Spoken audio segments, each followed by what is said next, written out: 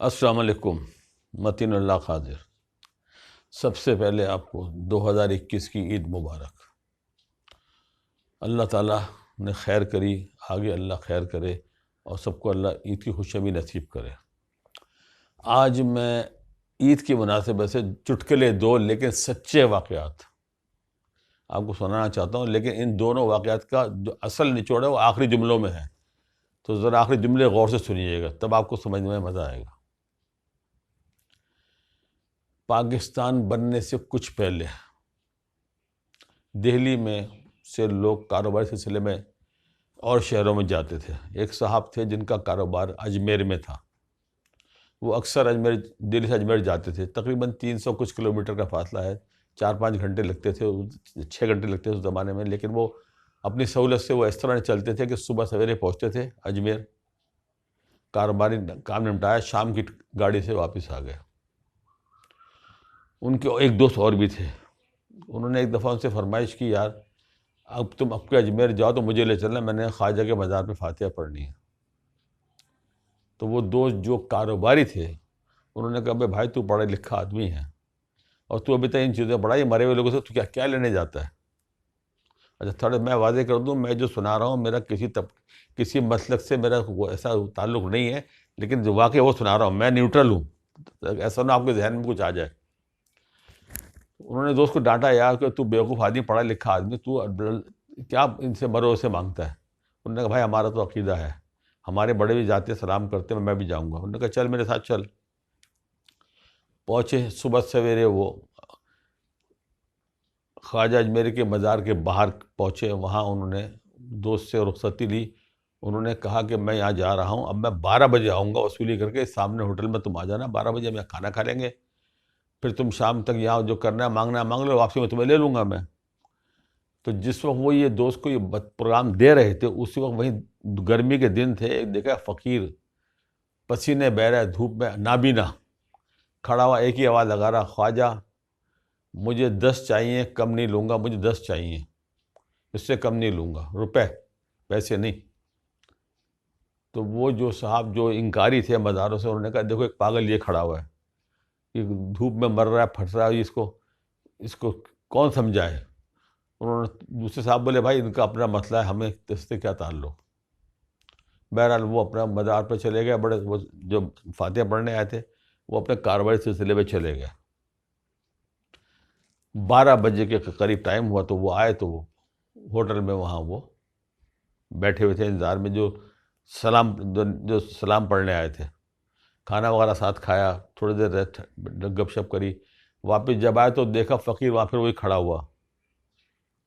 پھر وہی صاحب جو کاروباری تھے کہنے لگے، دیکھو اس پاگل کو، یہ سارا مر جائے گا گرمی میں، تو کیا ہو گیا اس پاگل کو؟ کہتے ہو برا بھلا بولتے ہیں وہ۔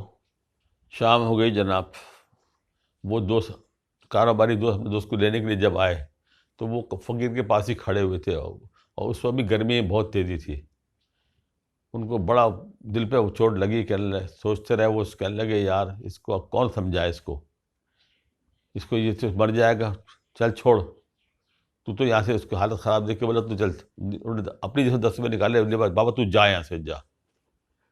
جیسے ہی انہوں نے اس کو نوٹ دیا 10 روپے کا، نوٹ لیتے ہی اس نے ایک آواز دی، واہ خواجہ واہ، خوب دلوائے، پورے دلوائے، 10 دلوائے، اور بڑے خبیث سے دلوائے۔ ختم کہانی۔ اب سوچیے کیا ہے یہ۔ چلیے دوسرا، وہ بھی دہلی کا ہی ہے واقعہ یہ۔ ایک صاحب اپنے گھر سے، ان کے بچوں کو جانڈس، پیلیا، یرقان جو بھی کہہ لیں، وہ ان کو ہو گیا تھا، بچے کو ہو گیا تھا۔ وہ گھر سے بچوں کو مولوی صاحب سے جھڑوانے کا سلسلہ ہوتا ہے، آج بھی یہاں ہے، کہ کچھ پاک کلام پڑھا جاتا ہے اللہ میاں کا، تو وہ اللہ میاں شفا دیتے ہیں۔ وہ نکلے باہر، بیٹھتے راستے میں ایک دوست مل گیا ان کے، کہنے لگے، بھائی کہاں جا رہا ہے؟ انہوں نے کہا، یار بچوں کو جانڈس ہو گیا ہے، یرقان ہو گیا ہے، مولوی صاحب کو جھڑوانے جا رہا ہوں۔ وہ دوست بولے، بھائی تجھے تیرے ابا نے پڑھایا لکھایا، اسی لیے پڑھایا لکھایا، تو آج بھی جاہلوں کی باتیں کرتا ہے تو؟ اگر سالے اسی طرح ہوگا، بھائی سالے اگر جھڑنے سے بیماری چلی جاتی تو ڈاکٹر سارے بھوکے مر جاتے۔ تو وہ صاحب بولے بھائی بات یہ ہے میرے ہاں تو رواج چلا آ رہا ہے، میں تو اس سے ہٹوں گا نہیں، میں تو لے جا رہا ہوں بچوں کو، میں بچہ جا تیری جو مرضی کر۔